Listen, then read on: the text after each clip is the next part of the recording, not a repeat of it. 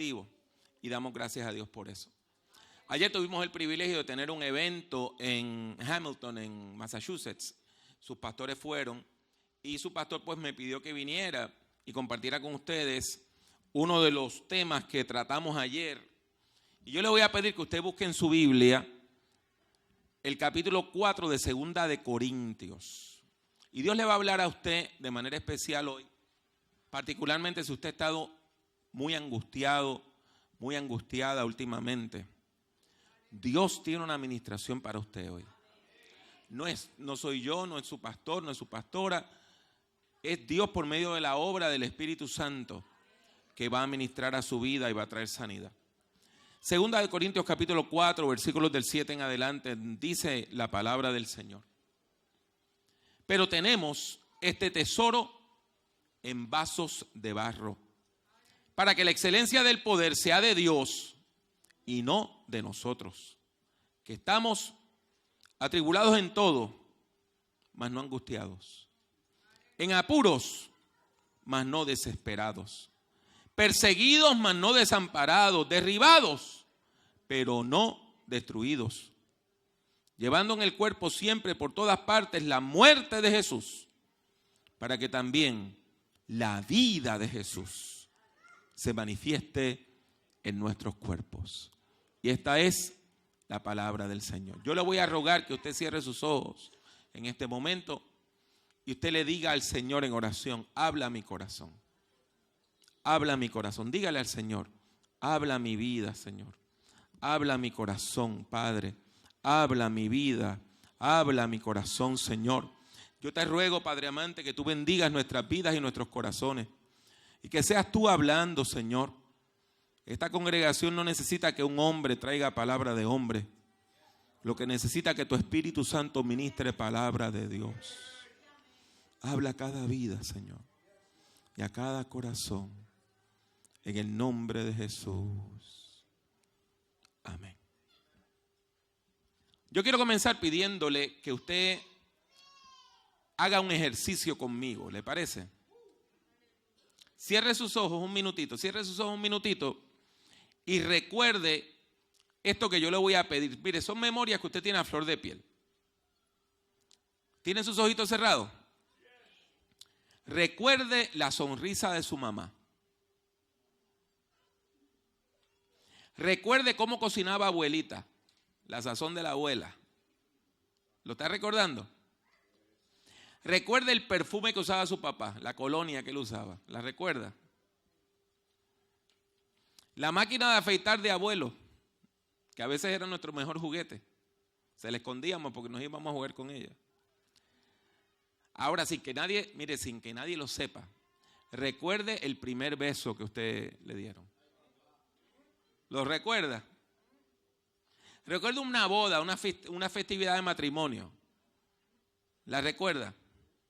Recuerde la alegría cuando nació un niño o una niña. ¿Lo recuerda? Ahora abran sus ojitos y mírenme. Todos ustedes tienen una sonrisa en sus labios. Todos ustedes tienen una sonrisa. ¿Se ven? Se ven muy bien, se ven muy lindos. Sin embargo, si yo le pidiera que recordara eventos dolorosos, usted notaría que los actores son los mismos. Uno recuerda los eventos dolorosos y son las mismas personas, pero cambian los eventos. Entre las cosas más dolorosas que podemos experimentar es la enfermedad de mamá. Eso no se supera. Cuando muere mamá, alguien a mí me dijo: después que se muere tu mamá se puede morir todo el mundo. Y eso es una herida que dura y que mucho nos duele. La agonía de la abuela, cuando ya abuela está ancianita y uno la ve que va sufriendo y sufriendo y sufriendo y uno llega a decir: Señor, ya, llévatela. El olor a enfermedad en el cuarto de papá. Qué triste eso, ¿verdad? Es un olor muy distinto cuando usted entra y dice: aquí huele a enfermo. O cuando el abuelo ya está senil y tiene dificultad para recordar y lo mira a uno y le dice el nombre que no es. Una amiga mía le pasó con su mamá. Su mamá la veía a ella y a sus hijos y le decía, oiga, pero qué linda es usted y qué niño más hermoso usted tiene. Y ella decía, pero mamá, soy yo y estos son tus nietos. Y la señora, ay, sí, qué dicha, qué alegría. Y a la media hora venía y decía, oiga, pero qué niños más lindos usted tiene. ¿Usted recuerda la primera vez que a usted le rompieron el corazón? ¿Usted recuerda un divorcio? ¿O la muerte de un niño o de una niña? Mire, si usted se fija, son exactamente los mismos actores. ¿Y sabe por qué? Porque solamente la gente que nos ama nos puede herir. Escuche esto. Solamente la gente que nos ama nos puede herir.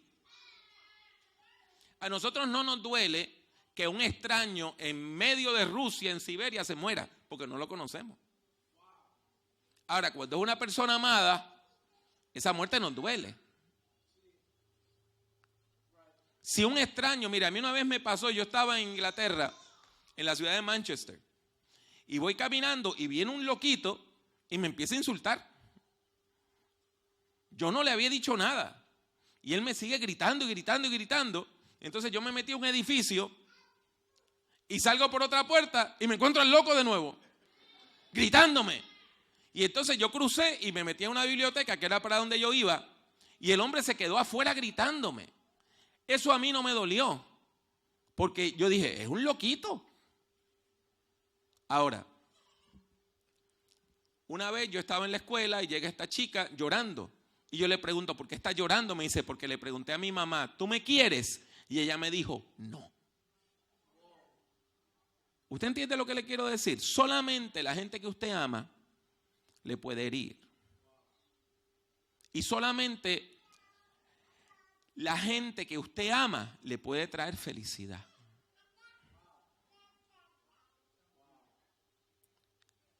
Si usted recuerda los momentos duros y los momentos de alegría en su vida, a veces lo que han pasado son minutos entre uno y otro. Usted puede estar en medio de un momento horrible y tener un momento de alegría. Yo le estaba contando ayer a los hermanos que cuando yo estaba pastoreando en Puerto Rico, murió una hermana que la familia de ella eran como 120. Ella llegó a los 98 y entre los hijos, nietos, bisnietos y tataranietos tenían como 120. Entonces, era algo dolorosísimo, ella estaba muriendo. Y a mí me dicen, pastor, lleve un termo de café. Y yo llevo un termo de café que hacía 9 tazas. Y yo dije, pues, cuando yo llego hay 23 personas de la familia allí. Y yo dije, bueno, sírvanse. Después que se sirvió la persona número 20, la gente se estaba riendo. Entonces decían, pastor, este termo es como el aceite de la viuda, que no se acaba. Mire, se sirvieron más de 20 personas. Entonces la gente recuerda eso. A veces años después, pastor, ¿recuerda el café que no se acababa? Eso pasó en el mismo momento que abuela, que mamá estaba muriendo. En el mismo momento. Porque la vida nos trae alegrías y penas. Penas y alegrías. Y a veces nosotros queremos recibir lo bueno nada más y que lo malo no nos toque. Pero déjeme decirle, la vida trae ambas cosas. Porque la vida es frágil. Porque la vida cambia en un momento. Mire, del triunfo al fracaso hay un paso.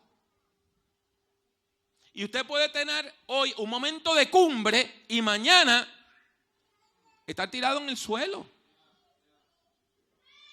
Cuando usted lee la Biblia, usted lo ve clarito.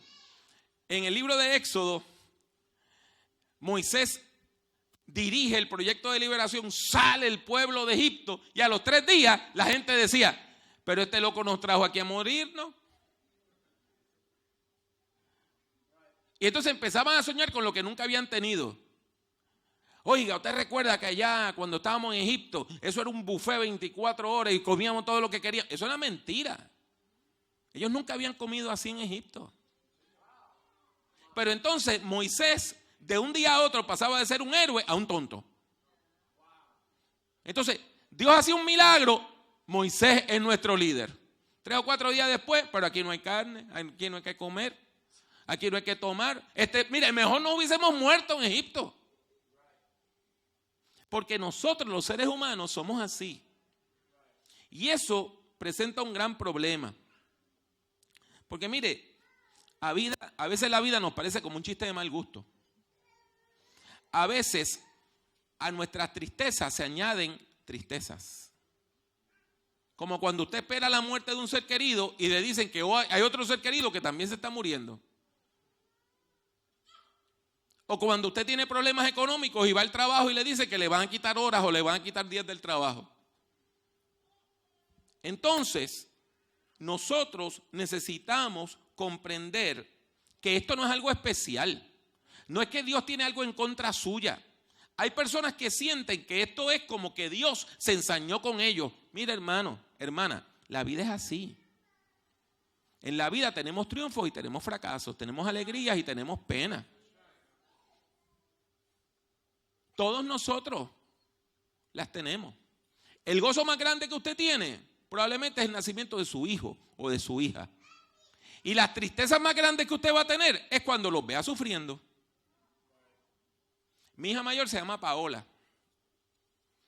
Y yo le dije un día, ¿tú recuerdas que yo te dije cuál es el sonido que yo encuentro más horrible en el mundo? Y me dice, mi llanto. Y eso es así. No hay un sonido que a mí me rompa más el corazón que el llanto de Paola Margarita Jiménez. Cuando ella llora, para mí el mundo llora. Sin embargo, las alegrías más grandes de mi vida me las ha dado ella. En la iglesia se da una dinámica muy similar. Nosotros en la iglesia compartimos los unos con los otros. Y tenemos gente, y qué lindo que tenemos gente. Y cuando esas relaciones son hermosas, y cuando la iglesia se lleva bien, qué hermoso, qué linda es la vida de iglesia. Ahora, cuando surge el conflicto, y surge lo malo, y surge el chismecito, y surgen las envidias, se envenenan las aguas, y venimos a la iglesia a atacarnos los unos a los otros. Eso es así. Yo pastoreé por 10 años en Puerto Rico, la última iglesia que pastoreé, y fue muy exitoso. Mire, en Puerto Rico había crisis económica y nosotros todos los años teníamos más gente y más dinero. Todos los años. Y se iban gente y llegaban gente. Mi último año se mudaron a Estados Unidos 30 personas. Entre los que murieron y los que se mudaron, perdimos 30 miembros. Bautizamos y recibimos 31 personas. Fueron 10 años de crecimiento, pero hubo conflicto. Una de las personas más cercanas a mí, que trabajaba conmigo, un día convocó una reunión de líderes y me excluyó a mí como pastor. Y excluyó al presidente de los ancianos. Y excluyó a otras personas porque iban a tener un festival de quejas en contra de la figura pastoral. Sin embargo, la hermana a quien le pidieron la casa para hacer la reunión dijo, pastor, llegué a mi casa tal día. Y cuando nosotros llegamos, allí hay como 10 o 12 personas que tienen los dientitos afilados para empezar con el conflicto. Y llegó el pastor y llegó el presidente de los ancianos. ¿Cómo están mis hermanos? Podemos empezar la reunión ahora. Pero eso ocurre.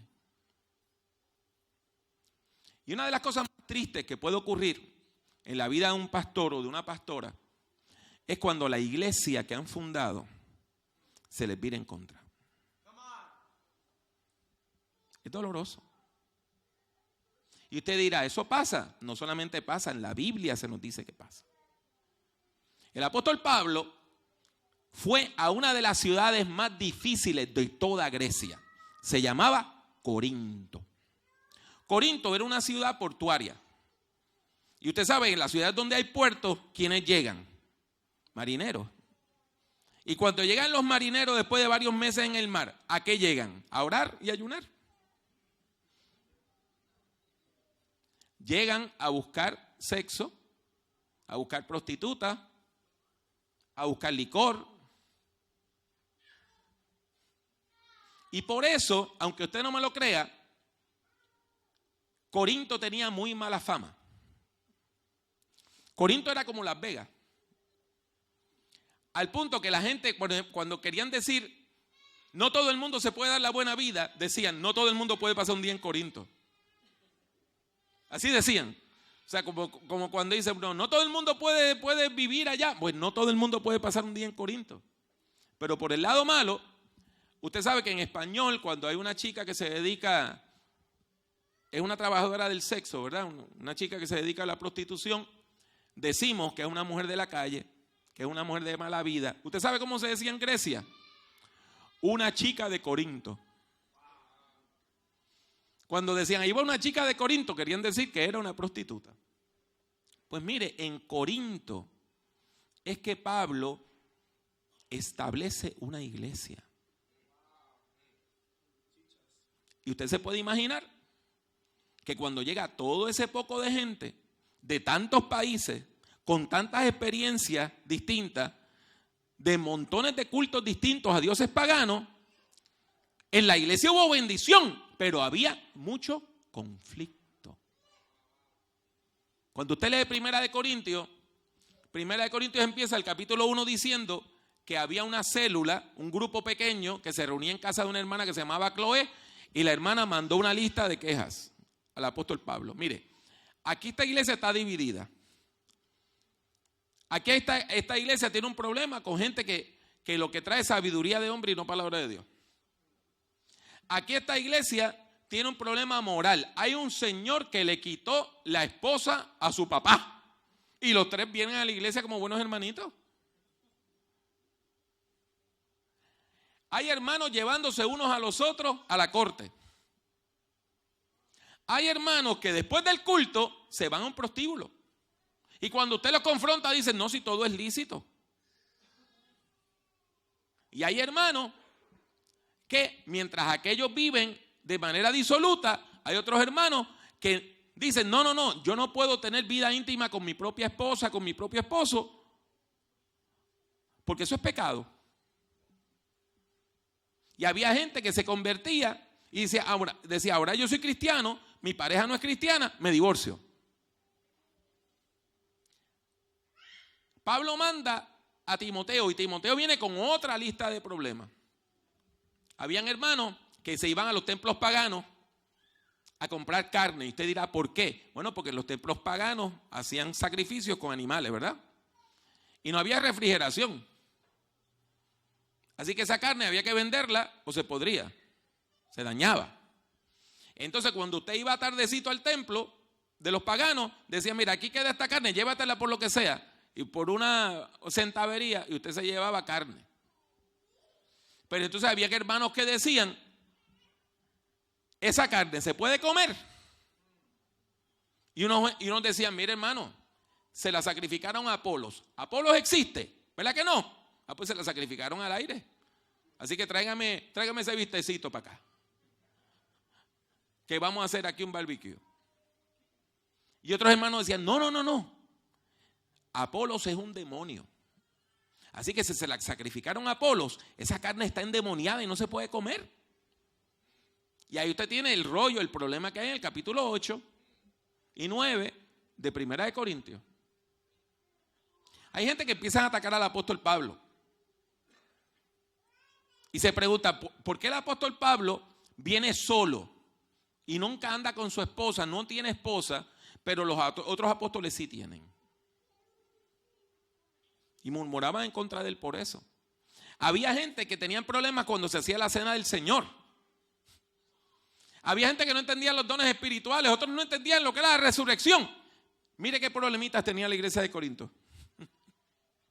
El apóstol Pablo entonces envió una carta, que es Primera de Corintios, tratando de explicar todo eso y de dar corrección, de dar enseñanza. ¿Y qué hizo la gente? En vez de recibir la enseñanza y corregir su conducta, se viraron en contra del apóstol. ¿Y qué decían? ¿Qué decían sobre el apóstol? Mire, decían barbaridades sobre el apóstol. Decían que era un palabrero, un filósofo del púlpito, que lo que hacía era decir bla, bla, bla, bla, y su palabra no tenía poder de Dios. Decían que era un cobarde, porque en las cartas escribía bien fuerte, bien recio, y cuando llegaba a la iglesia, no hablaba con la misma fuerza. Decían que cuando predicaba, su presencia era despreciable, su palabra era despreciable, como que no sabía ni predicar.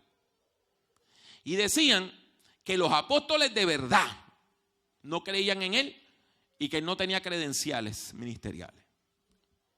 Porque habían evangelistas que le pedían cartas a algunos de los líderes famosos de la iglesia y llegaban a un lugar, mire, yo tengo una carta de Pedro, yo tengo una carta de Santiago, yo tengo una carta de Juan. Y decían, ¿y dónde están las cartas de Pablo? ¿Quién lo está recomendando? ¿Cuáles son sus credenciales? Usted se imagina, usted fundar una iglesia y que después que usted funda una iglesia y esa iglesia es grande y poderosa, alguien diga, ¿y quién es usted? ¿Y dónde están sus cartas? En el capítulo 2 de 2 de Corintios, Pablo dice, ¿ustedes quieren cartas? Ustedes son mis cartas de recomendación. Porque ustedes no conocían al Señor y ahora lo conocen. Así que usted quiere cartas de recomendación, mírense los unos a los otros. Ustedes son mis cartas de recomendación. Pero lo atacaron. Y lo atacaron fuerte. Al punto que él en un momento dice que él está escribiendo con muchas lágrimas. Y así llegamos, mire, de 1 Corintios podemos hablar de tantos textos que hablan del dolor. Sin embargo, Pablo se defiende, no por defender a Pablo, sino por defender el evangelio y por defender el ministerio. Y mire la enseñanza que nos da en el texto que le leí, se lo voy a volver a leer. 4 del 7 al 10, 2 de Corintios. Pero tenemos este tesoro en vasos de barro. Si usted no lo vio, esa es una referencia a la creación. Recuerda, Dios hizo al ser humano, al varón, ¿de qué? Del polvo de la tierra. Por lo tanto, nosotros somos vasijas de barro. Entonces Pablo está diciendo, tenemos este tesoro que es el evangelio, ¿en qué? En vasijas de barro. ¿Para qué? Para que la excelencia, para que se vea que la excelencia del poder es de Dios y no de nosotros. Esto es bien importante, porque a veces usted encuentra líderes cristianos que se enorgullecen de que Dios les usa. Mire, hermano, hermana, yo estoy agradecido de que Dios me usa. Cuando Dios me usa. Y es un privilegio uno servirle al Señor y decir que el Señor lo use. Pero yo me voy a gloriar por eso. Y yo voy a decir, qué importante soy yo. Mire, no. Un ebanista, un carpintero, usa un martillo para hacer un mueble o para hacer una casa. Usted no escucha el martillo diciendo, oye, qué bien me quedó la casa. ¿Verdad que no? Yo uso una computadora para escribir un artículo, un libro. Usted no escucha la computadora diciendo, ¿viste qué bien me quedó el libro? Usted y yo somos herramientas de Dios, instrumentos de Dios. La pericia es de Dios. La excelencia es de Dios. La sabiduría es de Dios. El diseño es de Dios. Usted y yo no somos más que instrumentos.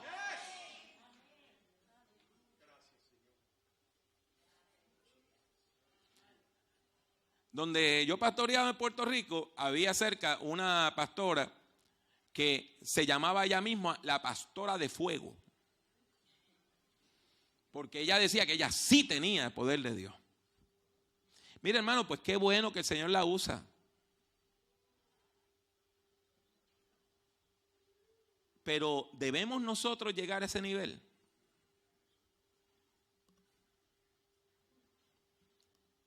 Tiene que comprender que Pablo escribe esto porque en Corintios, específicamente, se nos enseña segunda de Corintios, que había gente que se consideraba ellos mismos súper espirituales. Y que se creían que ellos estaban por encima de los otros. Y creían que ellos estaban en un plano superior. Y ellos decían, escuche esto bien, la gente que trae problemas en la iglesia, la gente que trae problemas en las denominaciones, los malos siervos, los malos pastores, tienen algo en común. Todos dicen, la iglesia se tiene que someter a mí, pero yo no me someto a nadie. Yo se lo digo, yo fui supervisor. Póngale el nombre, superintendente, supervisor, pastor general, ministro regional, ministro ejecutivo. Yo tuve un puesto de eso de supervisión. Todos los pastores que a mí me daban problemas me decían, yo no reconozco su autoridad, pero en la iglesia todo el mundo me tiene que obedecer a mí. Pues entonces, si usted no se sujeta, si usted no está bajo autoridad, usted no sabe ser oveja. Y si usted no sabe ser oveja, no sabe ser pastor.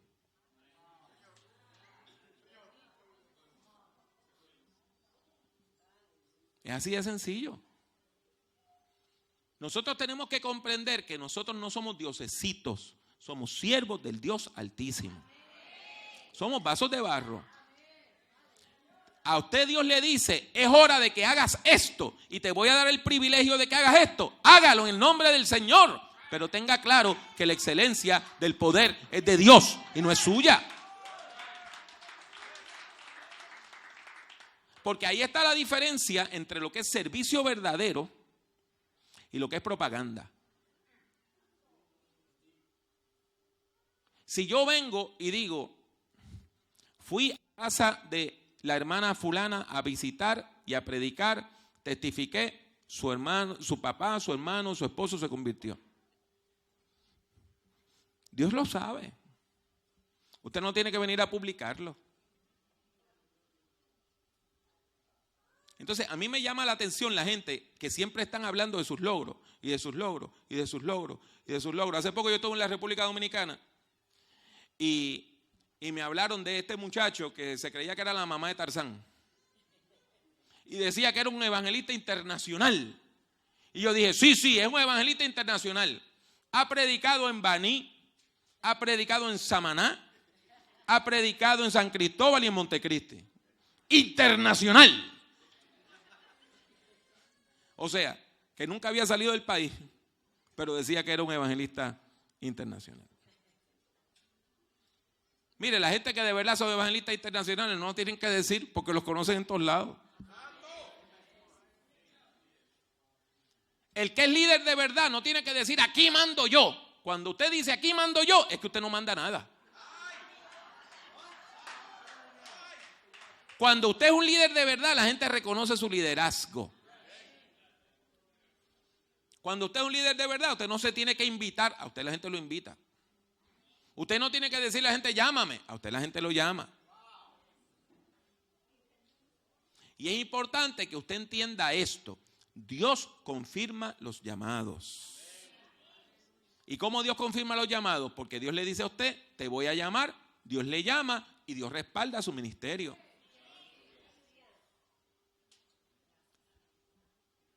¿Y qué lindo es eso? Pero usted es más importante que otra persona por eso. Hermano, no. Usted y yo somos, ¿qué? Vasijas de barro. Y le voy a decir que vienen momentos duros en la vida. Vienen momentos duros en el ministerio. Vienen momentos difíciles. Las iglesias pasan por momentos duros que a veces causan divisiones. Por eso el apóstol dice lo siguiente. Pero tenemos este tesoro en vasos de barro para que se vea que la excelencia del poder es de Dios y de nosotros, y no de nosotros, que estamos atribulados en todo, pero no angustiados. En apuros, pero no desesperados. Perseguidos, pero no desamparados. Derribados, pero no destruidos. Y usted me va a decir, hermano Pablo, ¿cuál es la diferencia entre esas antítesis? Bien sencillo, mire. Usted puede tener una tribulación, pero la angustia es dolor emocional. Y el que yo tenga un problema, yo puedo tener un problema, pero no tengo dolor emocional. ¿Ve la diferencia? Estoy atribulado, pero no estoy angustiado. Puedo estar en un apuro, pero no he perdido la esperanza, no estoy desesperado.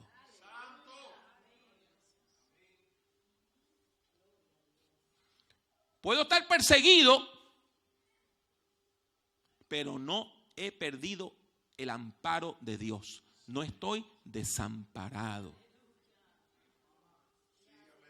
Y puedo haberme caído y estoy derribado, pero no estoy destruido. Si usted ve, la diferencia es que cuando usted siente que Dios está con usted y sabe que Dios está con usted y sabe que la presencia de Dios está con usted, usted sabe que hay alguien en su esquina.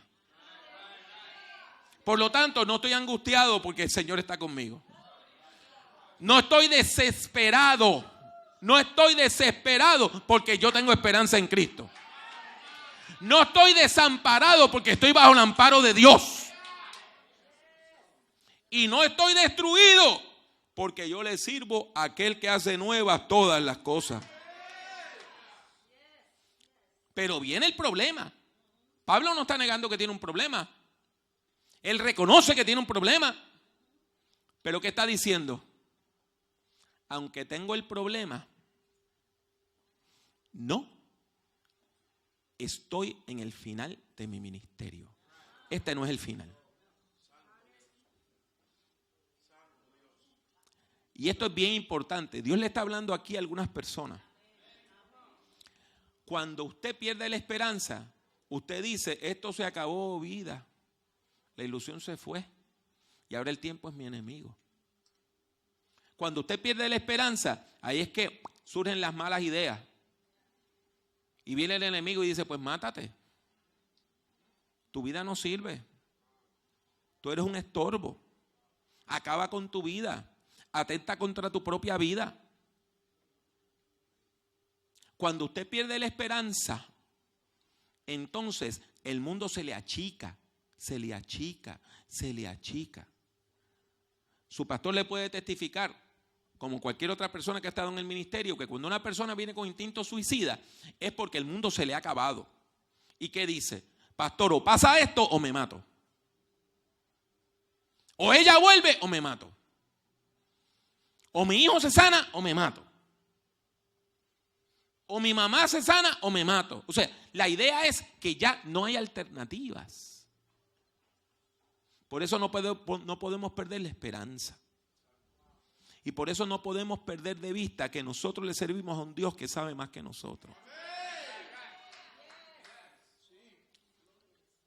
Y usted me va a decir, hermano Pablo, pero usted no entiende mi dolor.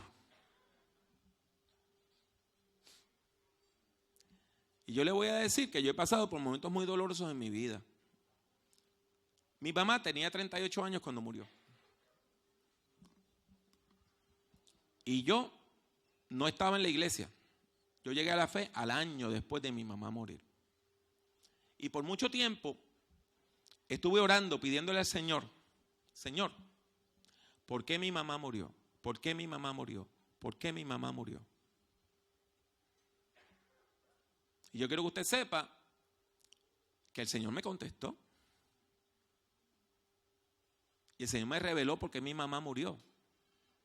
Y después que el Señor me lo reveló, yo me di cuenta que mi mamá murió el día que tenía que morir. Si ella hubiese vivido más, toda nuestra familia se hubiese perdido. Y usted me va a decir, hermano Pablo, ¿cómo usted puede decir algo así? Mire bien. Desde que yo tenía 6 meses de nacido, mi mamá tuvo una relación con un hombre que no era su esposo, que estaba casado con otra señora. Y él le ofreció 1000 veces, me divorcio y me caso contigo. Y ella dijo, no. Porque mi mamá tenía un problema de autoestima y decía que ella no tenía valor. Y le dijo, si tú dejas a tu esposa, no me vuelves a ver. Yo acepto ser tu amante, pero no tu esposa.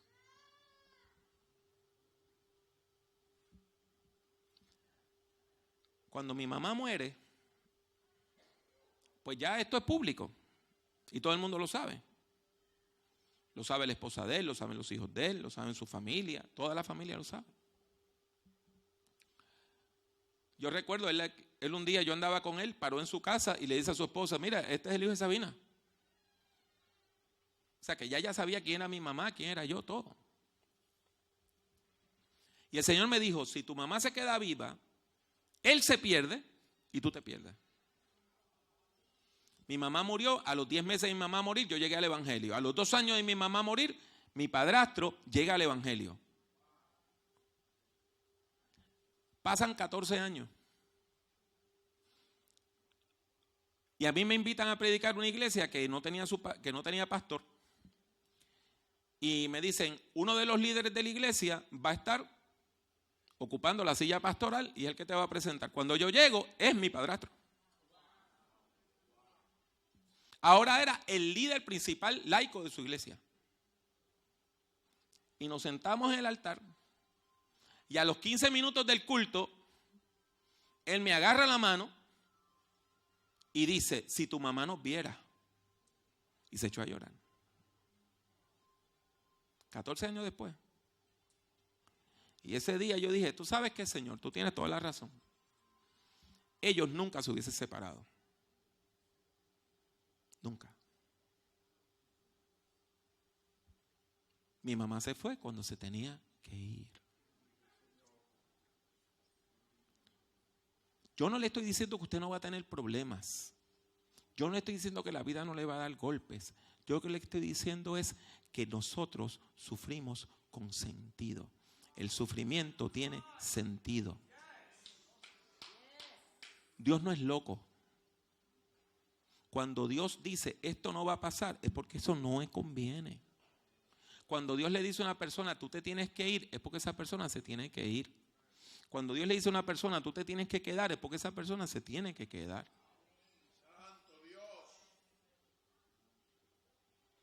Y Dios le puede sanar a usted de una cosa y no de la otra.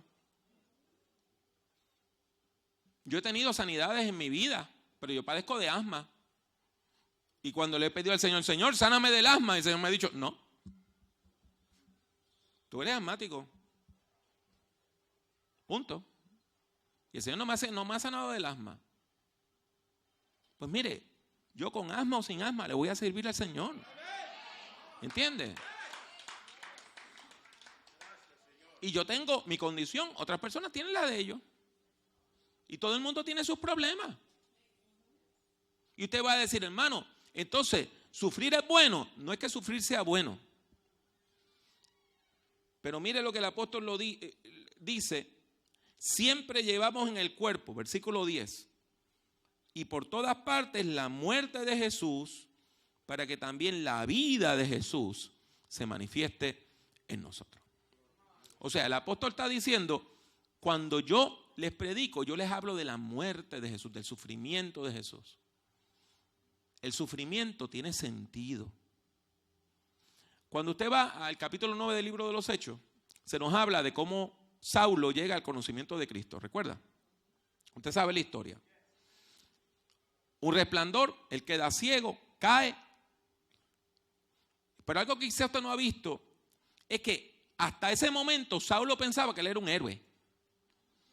Él estaba salvando el judaísmo de una herejía falsa.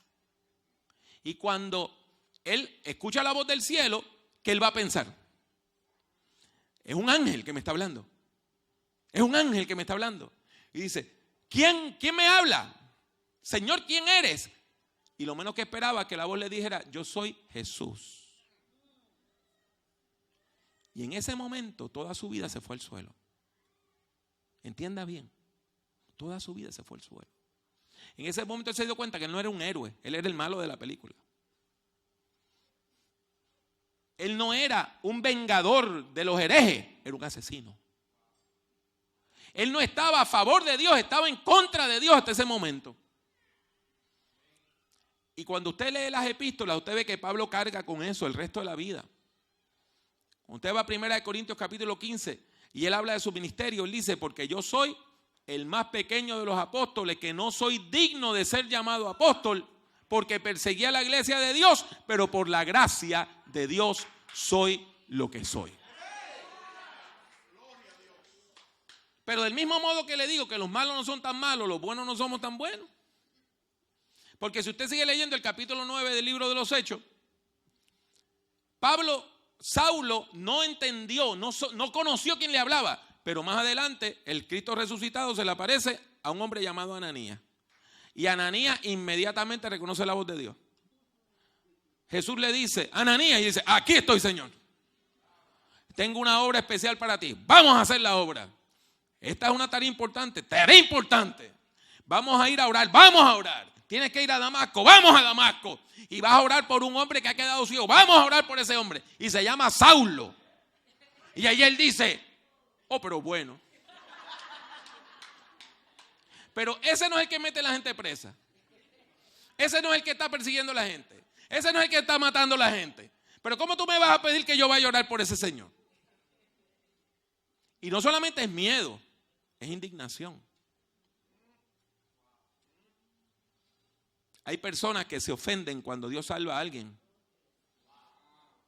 Y dicen, ahora porque se metió una Biblia del brazo yo lo tengo que perdonar.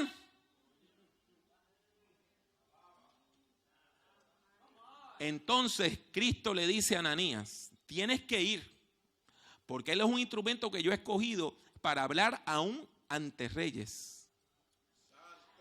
Y después viene la frase que a mí me hace temblar. Y yo le enseñaré cuánto tendrá que sufrir por mi nombre. Y esto es bien importante. El camino del servicio es un camino de sufrimiento. Apréndalo. El camino del servicio es un camino de sufrimiento. Sus pastores le pueden testificar. A la gente que más tiempo usted le dedica y más amor usted le dedica y más que usted hace por ellos, son los que después se van a llenar la boca hablando en contra suya.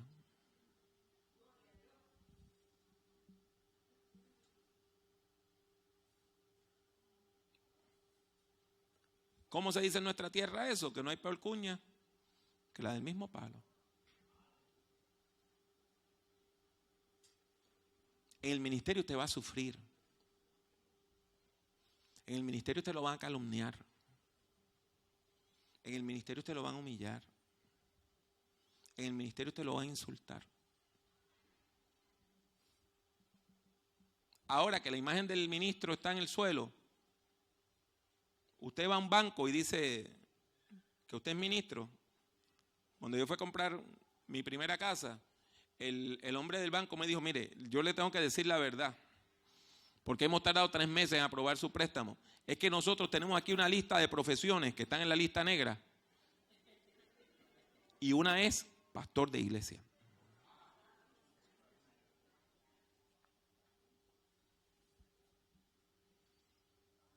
El servicio es un camino de sufrimiento.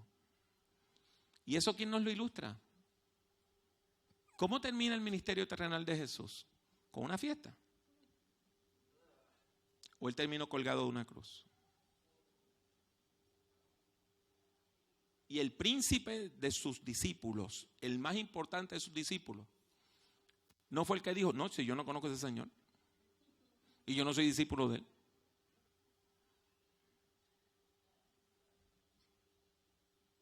Hermano, hermana. Y usted me va a decir, ¿vale la pena servirle a Cristo? Yo le voy a decir que sí. Vale la pena servirle a Cristo. Vale el dolor servirle a Cristo. Vale el sufrimiento servirle a Cristo. Cuando yo era ejecutivo, un pastor me vino a contar esto. Él pastoreaba en Chicago y su papá ya estaba retirado, un hombre que ya tenía 90 y largos años, y se enferma y lo hospitalizan en un lugar llamado, en un hospital en Humacao, en Puerto Rico. Cuando él llega a ver a su papá, y él dice, mire, yo estoy buscando a don fulano, que es mi papá. Las enfermeras, una sonrisa en la boca, una sonrisa en los labios. Le dice, su papá ha sido una bendición para nosotros. Él ora por todas las enfermeras. Él le ha hablado de Cristo a todas las enfermeras. Él le ha hablado de Cristo a todos los doctores. El doctor le dice, yo le di mi vida a Cristo en estas 3 semanas por el testimonio de su papá.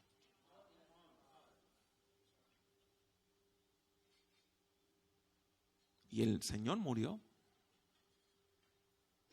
¿Usted vio eso en el periódico? ¿Verdad que no? ¿Verdad que no? El servicio a Cristo es algo humilde que nosotros hacemos a veces sin que nadie lo sepa. Y ese señor vivió humildemente y murió como humildemente. Pero hasta el último momento estuvo bendiciendo a la gente en el nombre de Jesucristo. ¿Murió millonario? No. ¿Murió famoso? No. Murió sirviendo. Murió bendiciendo. Murió siendo una bendición. Y qué lindo es cuando alguien le dice, usted va a un hospital y hay una persona cristiana y las enfermeras dicen, cuando yo tengo un minutito vengo aquí a este cuarto porque aquí hay algo especial. Y es la presencia de Dios. Porque nosotros tenemos este tesoro en vasos de barro. Yo le voy a pedir ahora que usted cierre sus ojos. Y yo le voy a decir esto con autoridad de Dios. El pastor me ha confiado el púlpito en este momento. Yo le voy a decir esto con autoridad de Dios. Y el pastor puede confirmar que esto es de Dios. El Señor le pidió, le habló al pastor para que me invitara a mí hoy aquí. Porque hay algunas personas que tienen que dejar hoy su amargura en este altar. Su sufrimiento en este altar. No siga cargando su pena. No se encariñe de sus tristezas. No se encariñe de esa raíz amarga que le mata la vida. El Señor hoy quiere hacer cirugía mayor en su corazón. Y el altar es la sala de operaciones de Dios. Dios quiere que usted pase al frente y le diga, Señor, sana mi alma y mi vida de esta amargura. Mi tristeza, extírpala. Sácala fuera. Échala fuera. Dame esperanza. Dame alegría. Dame gozo de vivir. Señor, sana mi vida y sana mi corazón en el nombre de Jesús. ¿Hay alguna persona que quiera la oración hoy? Levante su mano. ¿Hay alguien que necesite la oración esta mañana? ¿Hay alguien que necesite la oración, que desee que oremos por usted en esta mañana? ¿Hay alguna persona que necesite la oración? Mi hermana, que Dios le bendiga. ¿Hay alguien más que necesite la oración? ¿Hay alguien más que necesite la oración? ¿Hay alguien más que necesite la oración? Dios le cuide. Dios le bendiga. ¿Hay alguien más que necesite la oración? Yo le voy a rogar que usted venga al altar. Venga al altar. Y permítanos orar por usted. Permítanos orar por usted. Yo no tengo poder. Cristo tiene poder. Yo no tengo autoridad. Cristo tiene autoridad. Yo nada más soy un martillo, una herramienta. Dios está obrando en su vida hoy. Dios está obrando en su vida hoy. Le pedimos a nuestro pastor, a nuestra pastora, que oren también. Y vamos a pedirle al grupo de adoración que ministre. Y si durante este rato de oración usted siente que Dios quiere que usted venga, y Dios quiere que usted reciba oración y reciba sanidad, abra su corazón y diga: Señor, hasta aquí llegó hoy mi amargura. Tú me vas a sanar hoy. Porque yo puedo estar en apuros, pero no estoy desamparada. Y puedo enfrentar problemas, pero no estoy angustiado. ¿Por qué? Porque no he perdido mi esperanza. Mi esperanza eres tú. Y aunque me haya caído, no estoy destruido, no estoy destruida. Tú me vas a levantar en el nombre de Jesús.